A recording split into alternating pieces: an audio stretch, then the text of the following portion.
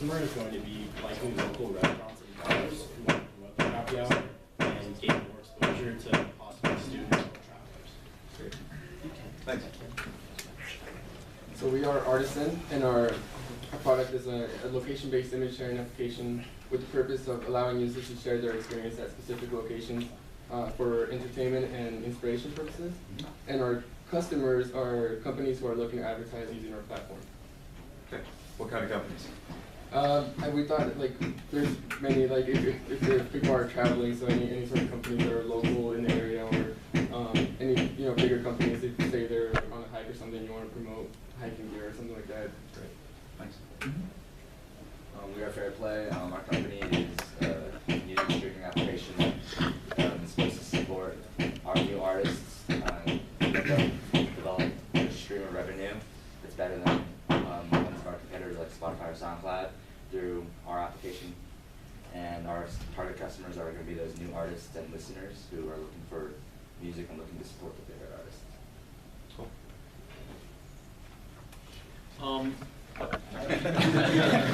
Okay, so our idea before was like ordering food and grab and go. So right now we changed the idea about the traveling. So we haven't researched entirely what are you gonna include into our app. Yeah. So basically we are trying to find out how could we differentiate from the other app, because there are a lot of travel apps. One thing we are trying to think like we're gonna make like connect with the people wherever you go to travel, so you can connect with those places people, you can get their suggestions, and we don't know yet. We're gonna, so basically our customer is travelers and tours guiders. So Great. yeah, I mean, it's your idea, right? So you gotta go validate it. Right That's great. now. Yeah. Cool. Yeah.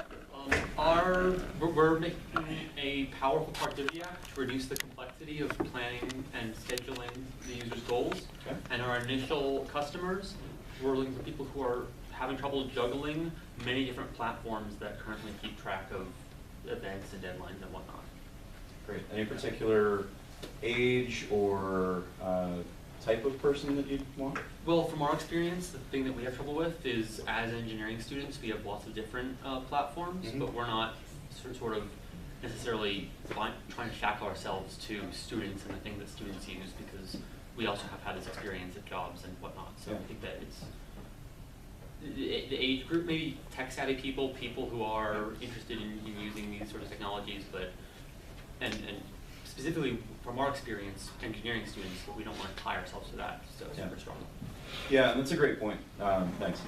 The thing for us is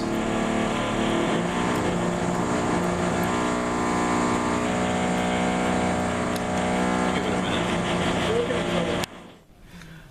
minute. For us, you can be really broad in your ideal customer if your product applies, right? Like Gmail is great because it's used by a ton of different people, but when they started, they only targeted very specific users or types of users. So talking about not wanting to box yourself in is great, and it leaves you that openness for the future. But to really understand what your core value is and validate that in the marketplace, it's good to have a pretty specific idea of who that person is, or company if you're a B2B company. Next in this row. So we're making ski trail maps that include like real-time terrain status information on them. And our main customer would probably be ski resorts who are trying to like modernize their website and improve the customer experience. Who's your customer at the resort? Probably like more advanced skiers in general who are like concerned like what terrain is open on a particular day, or maybe like tourists also who are looking for like what runs are groomed. Cool. Nice. So we're trying to prevent ticket scalping to help benefit our customers and avoid markup for them. And our target customers would be ticket venues, hopefully ones hosting very popular events.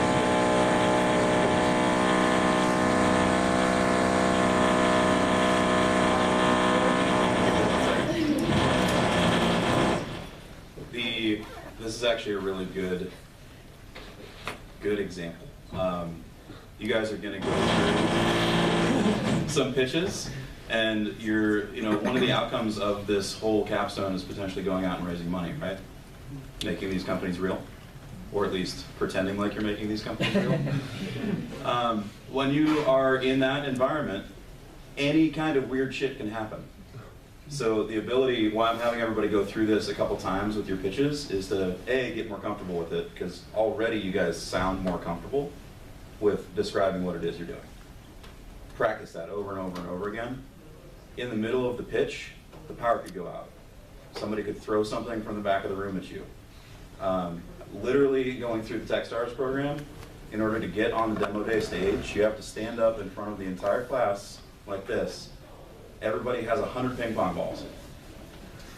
And you have to give your pitch dead on, dead perfect, while having ping pong balls thrown at you.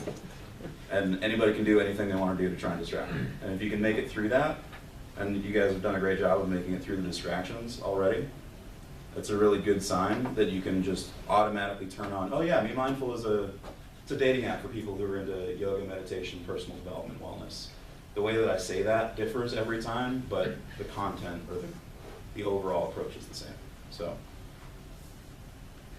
this noise thing is actually good. We're Beauty Book, and we're creating a platform for the beauty community to organize, share, and discover their makeup looks.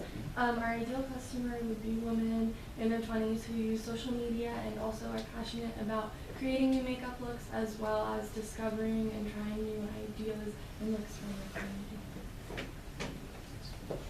Anybody else over here? Hi, we're Buff Bars, and our purpose is to help bars connect and promote their promotions to their customers, and to help students save money and better manage their drinking and spending habits. And our target customer is 21-year-old college students who want to better manage their drinking spending, and bars who want to promote at specific times. Who are you going to go after first, students or bars? Bars. We're Framework Market. We help companies save headaches by finding bugs that are easy for QA teams to miss. Our ideal customer is a team that has recently had a crash so that they understand the pain that they're going through, and we can leverage that. Interesting. So we're Hearth, and we're solving uneven heating by creating smart vents that more directly control the heat flow in your house. And we're looking for smart home enthusiasts who are homeowners of a house at least 1,000 square feet and are age 25 to 45. Nice. Great. You guys? We are Quick Job, and our product is a job application platform that offers job tracking and job applications sorted by the time it takes to apply to them. Our ideal customer is a young college graduate or unemployed industry professional who are actively looking for jobs.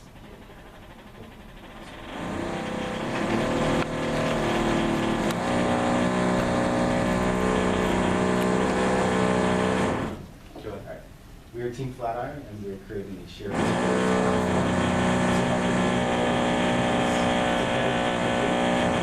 foster shared experiences.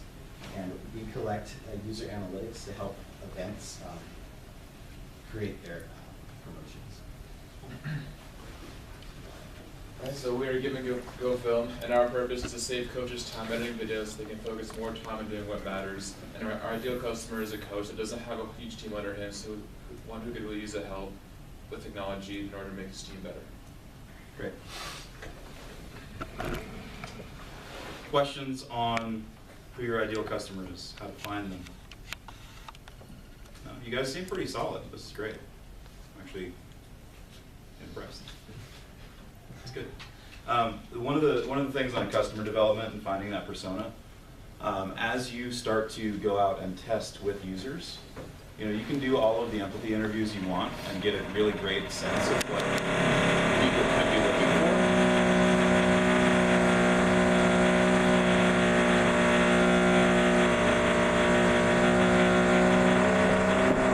And then you could get back, build a product for them release it, test it, and understand that you're actually not building what they wanted. Because you heard a need from them, but that need wasn't actually the job that they were hiring you to do. Does that concept sit with anybody, that basically if someone's using your product, whether they're paying you or not, you're fulfilling a need that they have or doing a job that they can't do themselves? Help them manage their spend, help them find makeup, get updates on that, edit video faster. So a lot of what you guys said in customers were people that look like this who need X or Y. So we'll move fairly quickly through this piece because I want to get down into some more of the fun stuff and tactics, but take a couple minutes. There's a box for jobs to be done or what the need or value is that you're providing. Should be pretty basic. You guys already basically said it when you were going through your elevator pitches just now. I'll give you a minute. Write it down. We won't go through and share it. Just be mindful that when you're talking to your potential customers, it really helps if you give them a sense of how you're helping them. So for the ski app, how are you going to communicate that they have a need, whether or not they know it, that you can help them with? What is that need? What's the job that they're going to hire you to do? Does that make sense? Again, kind of a basic restatement of the elevator pitch and what your purpose is to your customers. So we'll do this, take a minute, and we'll move on from there. Is it super basic? Yes, no, helpful, good? Have you learned anything yet? Yes, no, sort of. Okay. I'll get more feedback later.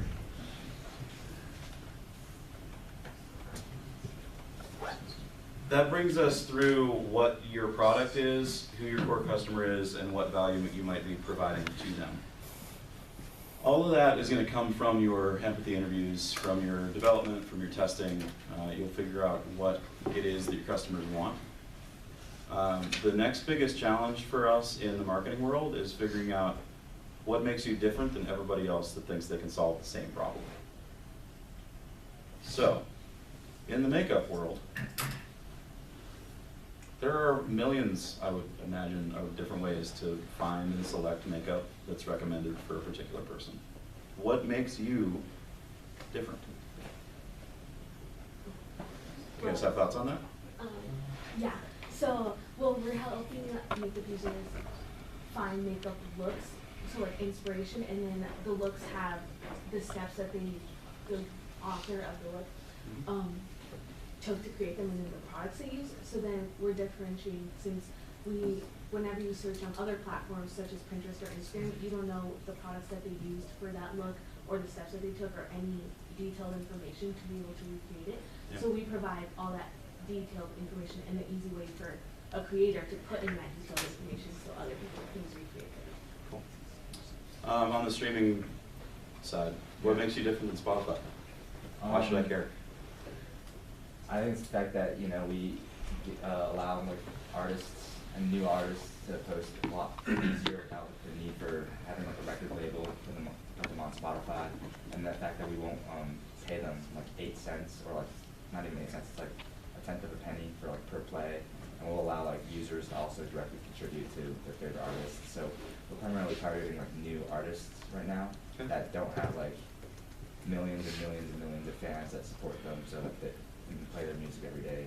So that's why we are different from the big names. Anybody have questions about what might make them different? We're going to take an opportunity to go through 3 examples of this, but happy to answer questions first.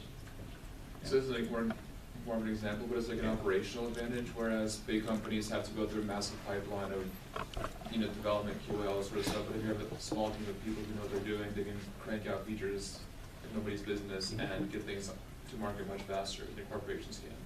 That's great. Does it matter to your core customer? It doesn't, but we can get it faster and higher quality. Okay. So potentially. Yeah. Yeah.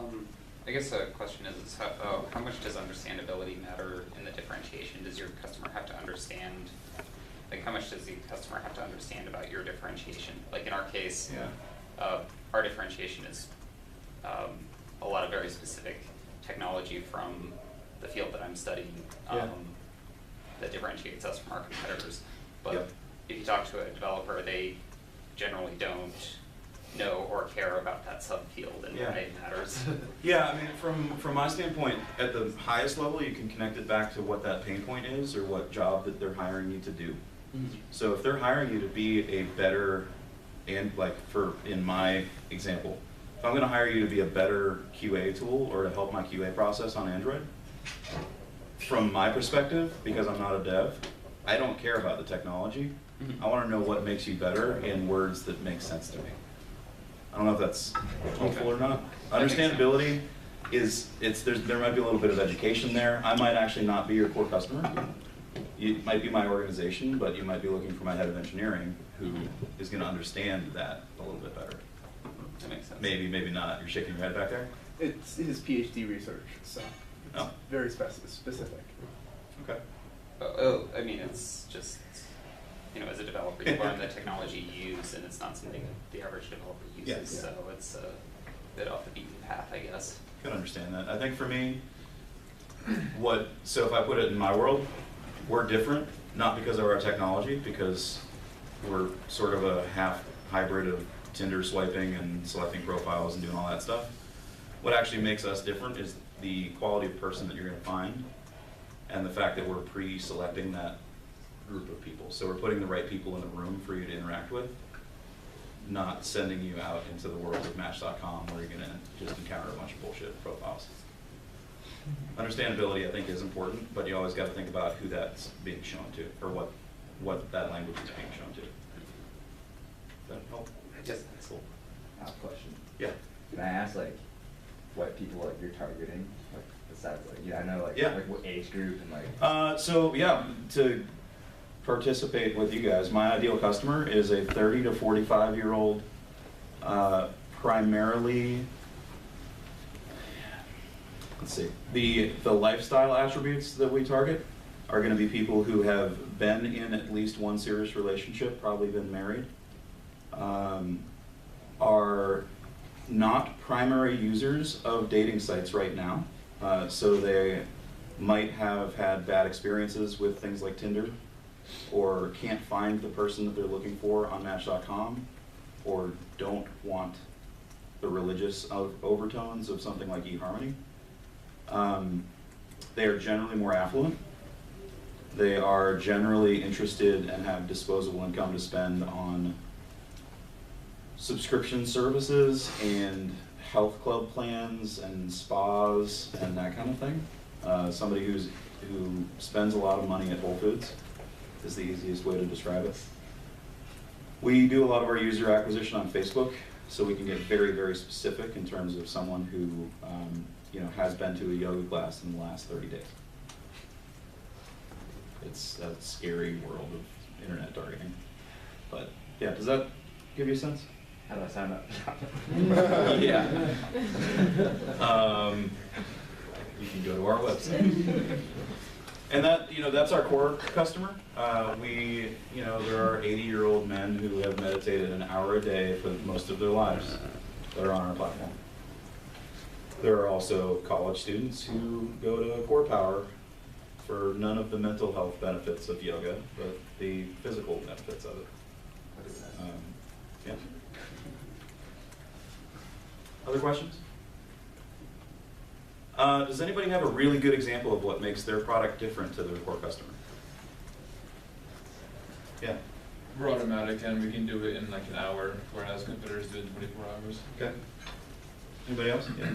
Yeah, so we allow for discovery of events through the map, like Eventbrite, Yelp, which don't really have an active map that's built. Yeah. You have to view them in a list, put everything on Flatiron list for them, easy to reach. Great. Other differentiation? Yeah. We're automatic and all-in-one, so when you lock the vent down, you don't have to install anything else or hook up your phone to it or anything. It just does it. Okay. And that's different from your competitors?